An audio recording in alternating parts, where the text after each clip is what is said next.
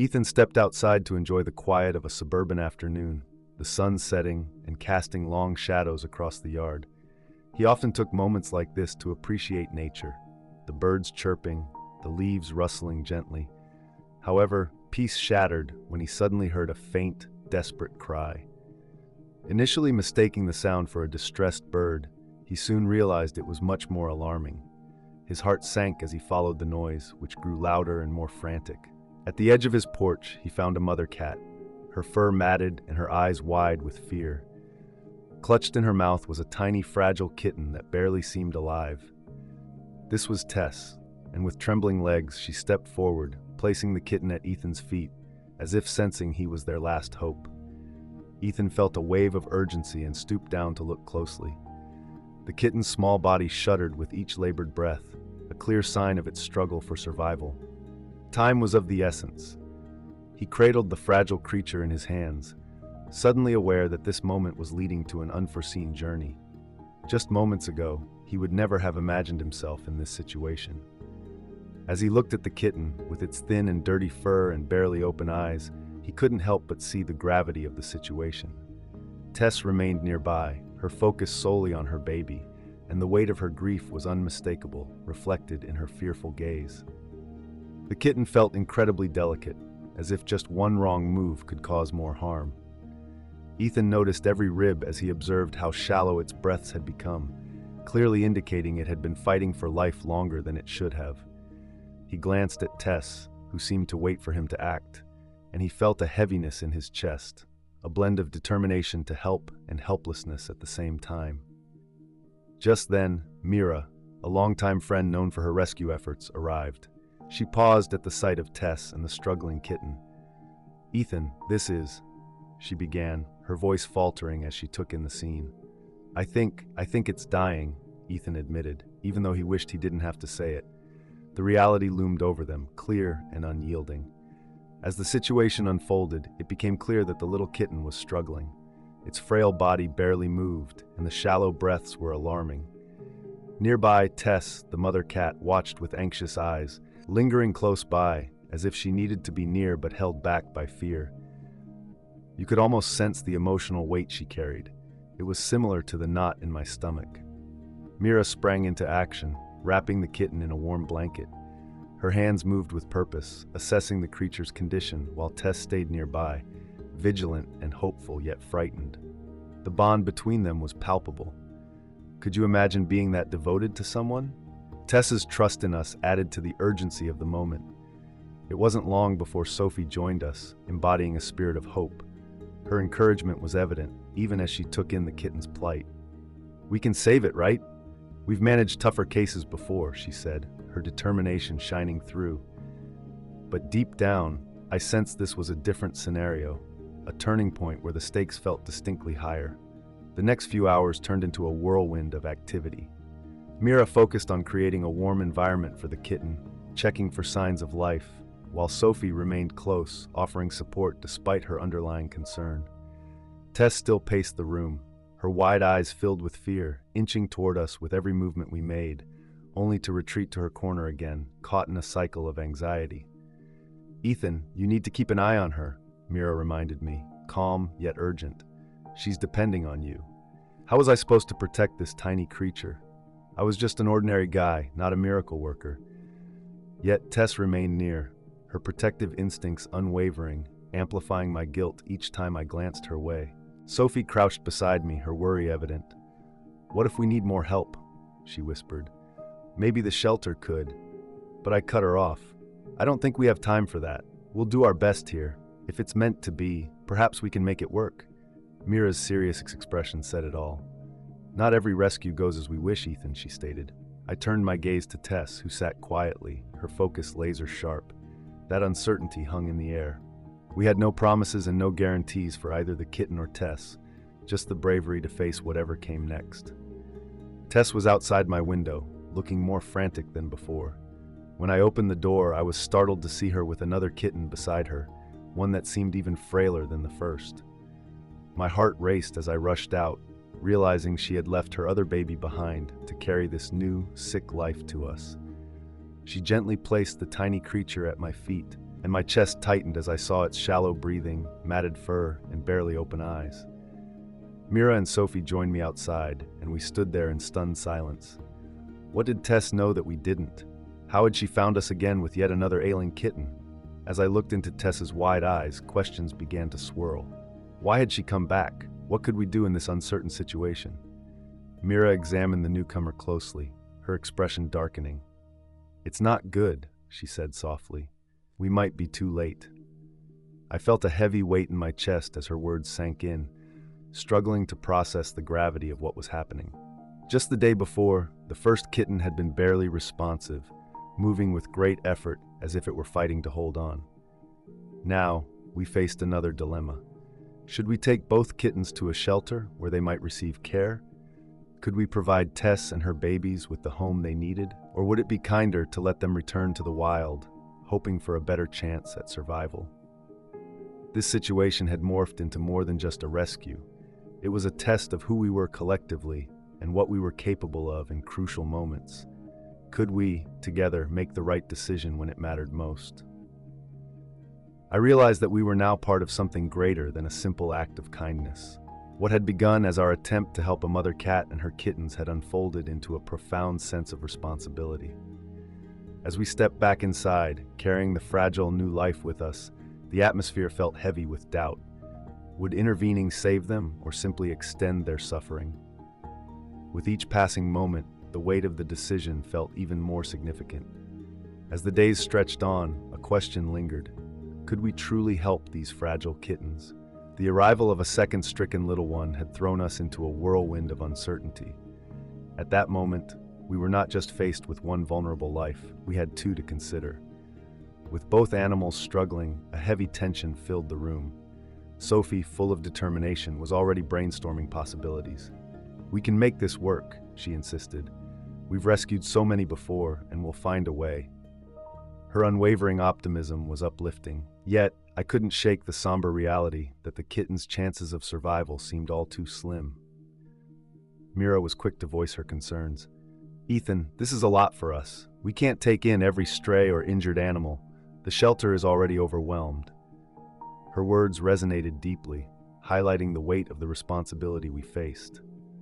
I looked at Tess, who was anxiously watching us with pleading eyes.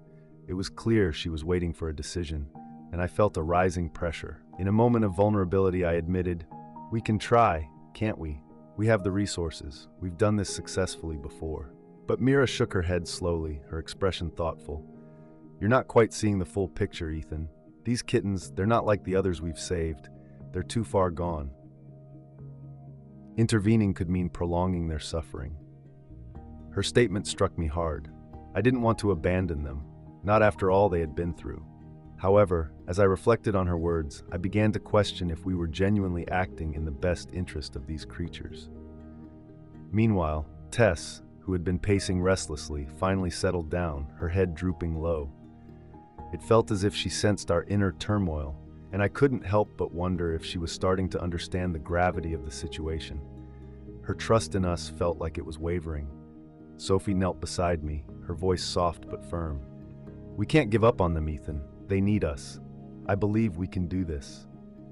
The sincerity in her words pierced through my uncertainty, yet doubt lingered in the back of my mind. As I watched the two ailing kittens, I knew our journey was not merely about saving them. It was about facing the complexities of compassion, responsibility, and the stark reality of life and death. The storm outside was intense, with dark clouds blocking the sun and rain pouring down relentlessly. It felt as though the world around us was closing in, amplifying an already rising tension within our home. Just when we were beginning to stabilize our situation with the kittens, the unpredictable weather turned everything upside down. We had hoped to find a safe shelter for the animals, but the flooded roads rendered that impossible. Although our home was comfortable, it didn't offer the care that the kittens truly needed. Yet Tess, the mother cat, remained steadfast by our side, quietly observing and patiently waiting as our circumstances grew more complicated. As we worked diligently to care for the vulnerable kittens, the phone rang, disrupting our concentration. On the other end was the local animal control officer, his voice heavy with urgency. He informed us of a wild cat colony near the river that was causing problems for local farms. "We need to know if you plan to keep the mother and her kittens," he said, focusing on the bigger issue of feral cats rather than our personal connection to Tess and her family. His words left me feeling uneasy. It was clear that our intentions to help these creatures were clashing with the community's concerns. The officer seemed unaware of the bond we had formed with Tess and her kittens, viewing them merely as a nuisance rather than a part of a family in need. After hanging up, I turned to Mira, who looked exhausted. "We need to make a choice," she said softly, her expression reflecting the weight of the decision ahead. It suddenly struck me that this situation involved more than just the welfare of the kittens. It also encompassed Tess's future. With the storm raging on outside, we felt the urgency to come to a conclusion. Should we provide them with the sanctuary they so desperately needed? Or would keeping them here expose them to greater risks in the long run? I couldn't help but glance at Tess, her weary gaze echoing the turmoil in my own heart. The stakes had grown higher than I had anticipated, and as the minutes ticked away, our commitment to these animals deepened, entangled in a web of uncertainty. The tension within our home began to overshadow even the storm that raged outside. Days turned into a struggle as Tess, the mother cat, quieted in the corner, her eyes fixed on her kittens. It seemed clear she sensed a deeper reality, one that we were hesitant to confront. Did she understand something we didn't about what was best for her little ones? As I reflected on the situation, a nagging question lingered in my mind. Were we genuinely helping Tess and her kittens, or merely prolonging their discomfort in an environment that might not be right for them? I often found myself sitting next to them, trying to offer comfort, but doubts clouded my thoughts. Sophie was the first to voice her concerns. "Ethan," she said with a tremor in her voice, "what if keeping them here is more about us than about them? Are we too attached to see what's truly best?" Her tears were a testament to her worry. She had always been a source of encouragement, but even she was beginning to question our choices. Mira, on the other hand, attempted to focus on taking care of the kittens, but I could see the uncertainty lurking in her expression. While she may not have been as emotionally invested, the burden of the decision weighed heavily on her. Each passing day made the choice ahead feel ever more significant. Meanwhile, I was left to wrestle with my emotions. Every glance at Tess filled me with guilt. Could I step back from my own feelings to make the right decision for them? Or would I continue to reach for what felt like hope, even if it brought more suffering? One afternoon, I took a moment to watch Tess. She seemed to embody a quiet wisdom as she kept her gaze on her kittens. What if letting go was the right thing to do? This thought lingered in my mind. Sending them into a world that could be harsher than what we provided felt daunting. Yet keeping them with us didn't feel simple either. There was no clear answer that sat comfortably for any of us. The emotional weight was growing difficult to carry. We found ourselves torn between what might benefit Tess and her kittens and what served our own emotional needs. It raised an uncomfortable question. Could we put our feelings aside and take the necessary steps? As the days stretched longer and darker, the struggle over Tess and her kittens became the real storm brewing inside our home. A low scratching noise soon disrupted the quiet of my evening. I had been watching the kittens, lost in thoughts about how we were handling everything.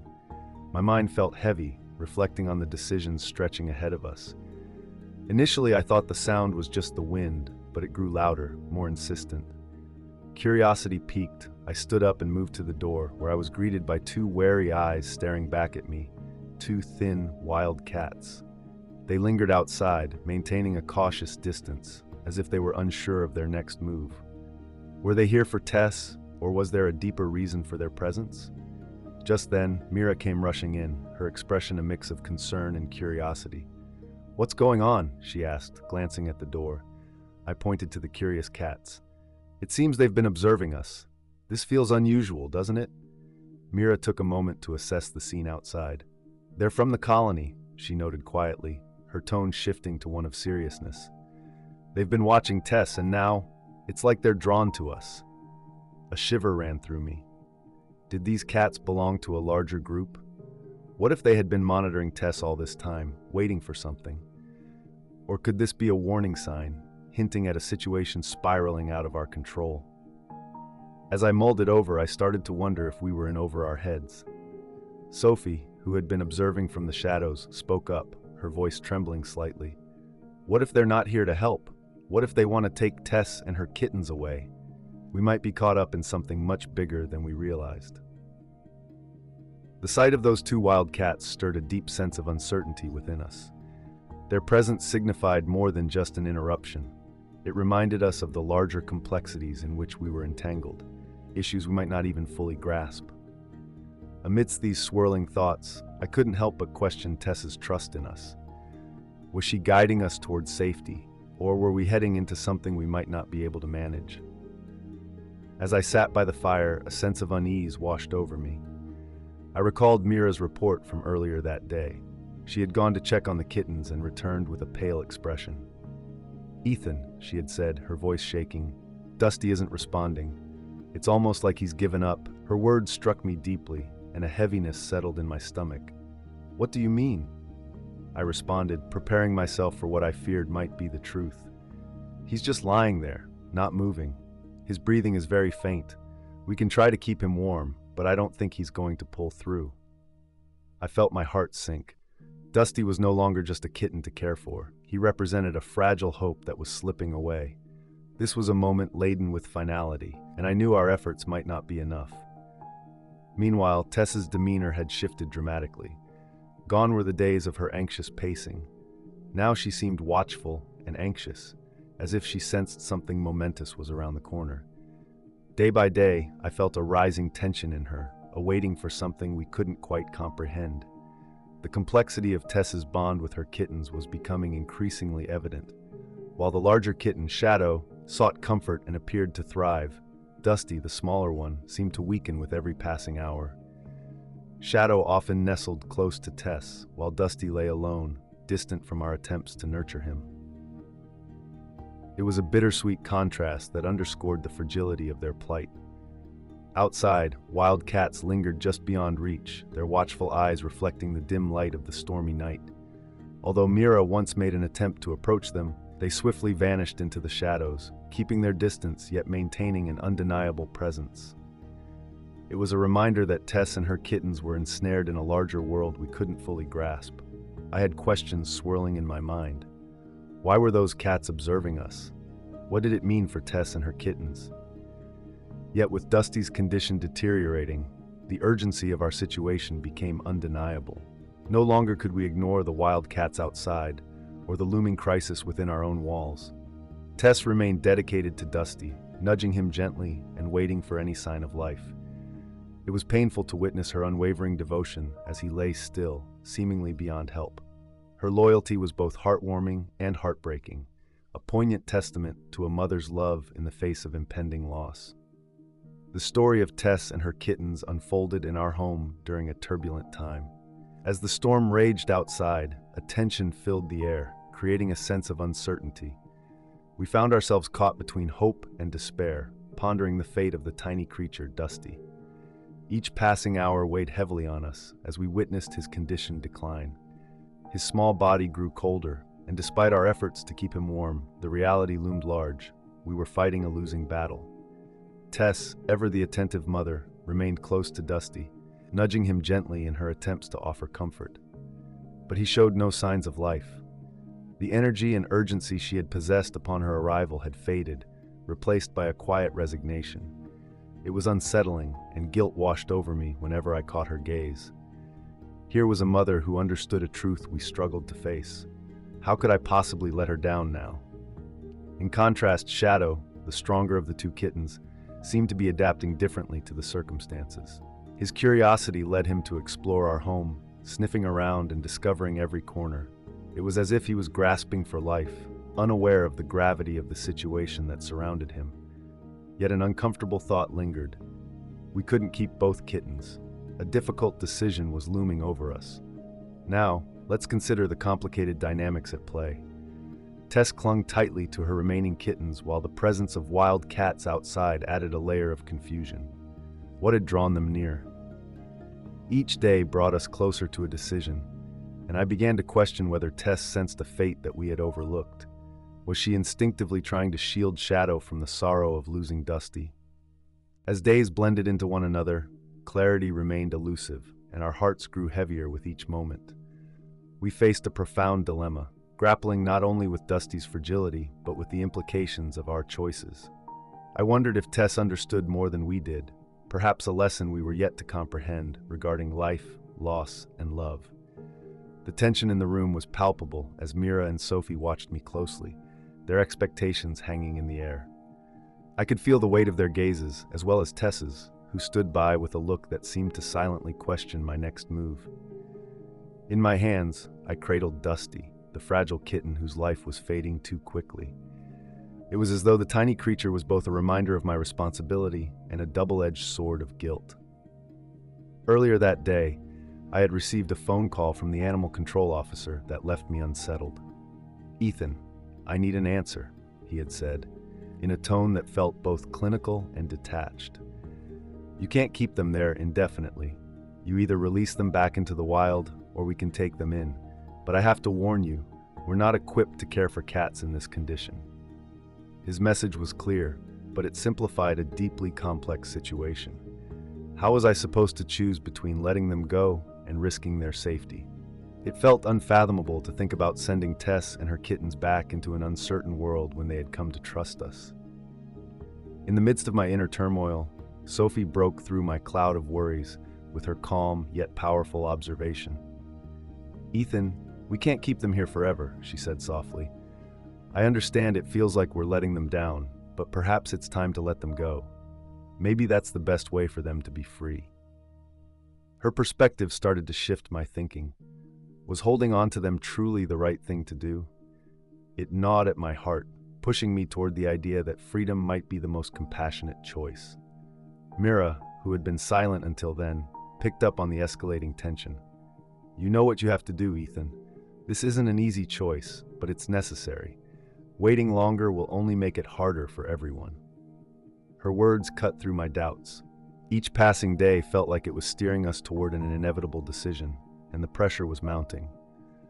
I turned back to Tess, whose hopeful eyes mirrored my conflict. She deserved better than my hesitation. She needed security and peace. As I looked down at Dusty, I felt the sharp reality of the situation. His tiny frame was a delicate reminder that time was slipping away. What would be the outcome of this choice? I didn't have all the answers, but one thing was clear. The future was uncertain, and it rested heavily on my shoulders. In that charged moment, I felt my hands tremble. What was it going to be? A choice for freedom, no matter how painful, or a decision weighted with the fear of the unknown? It was time to act. As I stood there, the weight of the decision hung heavy in the air. Should we let them go, or take them to the shelter? I questioned, panic creeping into my chest. My voice trembled as I admitted, "I don't know what's best." Sophie broke the silence, her tone soft but purposeful. "This isn't just about us, Ethan. We have to think about them too. Tess has relied on us. Dusty's time may be running short, but Shadow, that cat deserves a chance." Her words resonated with a logic that I couldn't ignore. The atmosphere grew somber as Tess let out a gentle, mournful meow, her plea apparent in her eyes.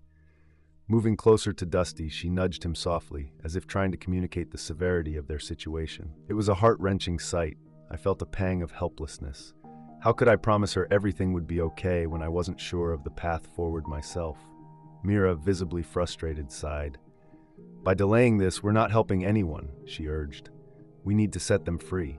If they're going to thrive, it needs to be outside, not in our care." Her statement struck a chord with me. As much as I wished to hold on to them, I understood her point. We lacked the resources to provide the life they truly needed. Tess and her kittens were born to be wild, not to fit into our domestic lives. I couldn't shake off the unsettling voice of the animal control officer echoing in my mind. Release them or surrender them. It felt like a heavy ultimatum, and suddenly I realized the burden of this decision rested entirely on my shoulders. Could I really break Tess's trust by letting them go? My emotions battled inside me, wrestling with the harsh reality we faced. It dawned on me that perhaps what mattered most wasn't what I wanted to do for them, but what I could truly give them: freedom. The opportunity to survive on their own. Dusty might not manage alone, but I believed Shadow could, and Tess could as well. They needed their independence, despite how difficult it felt for me. Coming to this conclusion weighed me down. We released them, I spoke softly, almost inaudibly. Sophie and Mira paused, absorbing the gravity of my words before nodding in agreement. None of us had desired this outcome, but it was the right choice for them. Tess meowed one last time, a gentle sound that echoed in my heart. The decision weighed heavily as I closed the door behind us. In that moment, I was struck by a mix of relief and sorrow. Letting Tess and Shadow go felt necessary, not just a choice made lightly. As I watched them slip into the night, I realized that sometimes the hardest decisions can lead to a sense of peace. Yet a nagging feeling tugged at me. I wondered if we had truly done the right thing. Had Tess and Shadow been ready for the wild? Shadow, the stronger of the two, was now on his own. And what about Tess? Did she comprehend what was happening? Doubts flooded my mind. Could they really survive without us? I turned back to face the house, feeling emptier than before. The silence was palpable, filled with the weight of our choice. Sophie, who had stood quietly beside me, finally broke the quiet. "Do you think they'll be okay?" she asked, her voice trembling. "I don't know," I admitted, staring into the darkness where they had just vanished. "I hope so. I really want them to find their way." The uncertainty gnawed at me. The futures of Tess and Shadow felt like an unfulfilled wish. We had opened our hearts and given them a chance, but ultimately, their journey was out of our hands. Mira approached and placed her hand gently on my shoulder. "You made the right choice, Ethan," she reassured me softly. "You gave them a shot at life. That's all we can do." Although her words offered a bit of comfort, the emptiness lingered. I continued to ponder what lay ahead for Tess and Shadow. Was there truly a perfect decision? Perhaps all we could do was take the next step, even when the outcome remained uncertain. As the days went by, I found myself reflecting on our journey together, the struggles, the uncertainties, and the emotional weight of our choices. I often thought about Tess and Shadow. Were they out there thriving in their new environment, or had events unfolded in ways we could never imagine? A familiar sound broke through the quiet of the night, a gentle, unmistakable cry of a kitten echoing in the stillness. My heart raced as I stood there, frozen in place. Could it be Tess? Perhaps Shadow had returned? Although they were supposed to be embracing their freedom in the wild, hope flickered within me as I turned toward the source of the sound. Following the noise, Sophie and Mira hurried alongside me, driven by curiosity. The moonlight guided our way, casting soft shadows among the trees. Suddenly I spotted her, Tess, standing at the edge of the woods, her wide eyes filled with fear. She was alone, without Shadow or Dusty by her side. As Tess looked up at me, I noticed the desperation in her trembling body. Was she back seeking help once again? Or was it the bond of trust she'd placed in us that made it hard for her to move on? I knelt to her level, taking in her fearful expression. She didn't retreat. Instead, there was a sense of waiting in her stance, as if she knew I held the answer she needed. Sophie broke the silence, her voice soft and uncertain.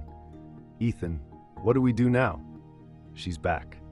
The question hung in the air, carrying the weight of our earlier decisions. I had chosen to let Tess and Shadow go, believing it was the right thing to do. But now, with Tess standing before us, seeking safety and protection, I was confronted with a monumental choice that would influence all our lives. I took a deep breath, feeling the magnitude of the decision settle heavily on my shoulders. Our journey was unpredictable, filled with sacrifice and self-discovery. Some paths, I realized, lead us to clarity, while others left us with more questions than answers. What did my heart truly seek for Tess? In that moment, as I locked eyes with her, I knew what I had to do. I reached out, and Tess stepped forward, resting her head against my hand, a silent plea for assistance. In her presence, I felt a mix of emotions, but above all, a strong resolve to choose compassion for her future. Tess's return to our home marked a turning point in our lives. We had reached a crucial moment where it was no longer just about saving her and her kittens. It was about the connection we had formed and the trust that had blossomed between us. When she came back, there was no question in my mind that I would take her in again. I carefully lifted Tess into my arms and carried her towards the house. I knew that her companion, Shadow, would need time to navigate his new reality, but Tess had made a choice. She chose us again, and I couldn't ignore that.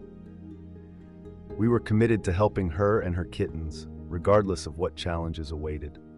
In the days that followed, our home felt quieter and more peaceful.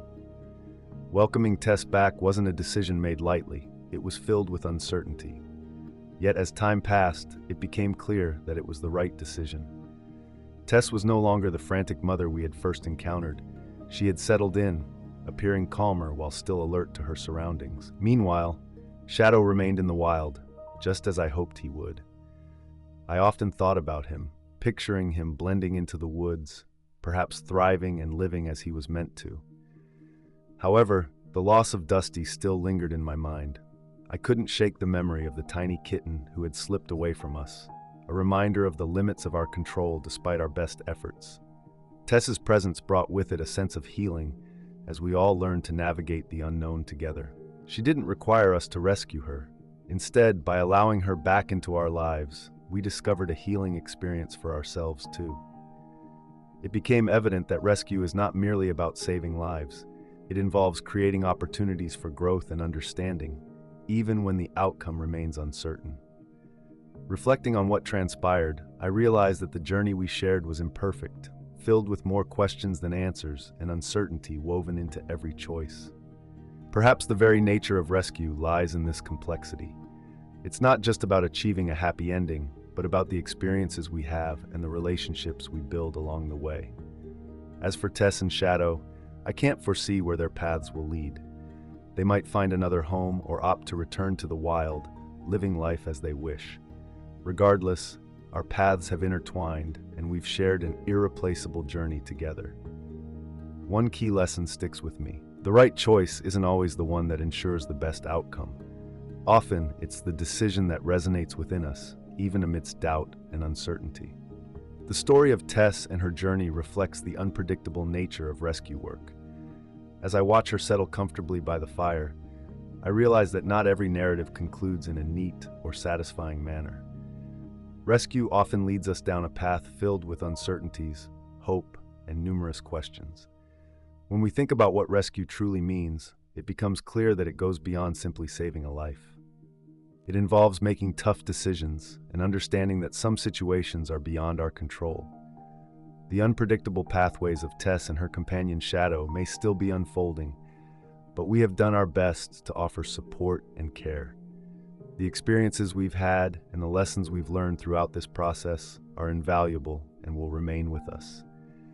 If you found this story meaningful, I encourage you to show your support by liking, sharing, or subscribing.